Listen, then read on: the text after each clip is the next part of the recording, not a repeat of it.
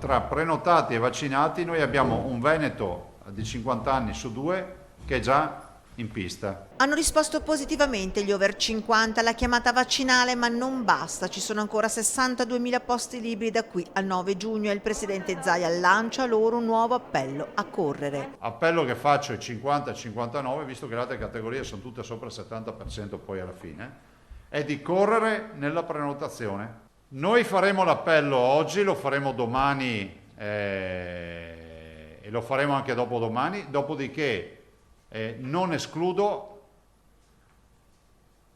che ci possano essere novità dalla prossima settimana, perché noi non possiamo lasciare 60.000 posti liberi per chi non si prenota. Macchina vaccinale che non conosce sosta, anche se alla domanda se bastano i vaccini, Zaia non usa mezzi termini. I vaccini bastano? No. Chiaro, no?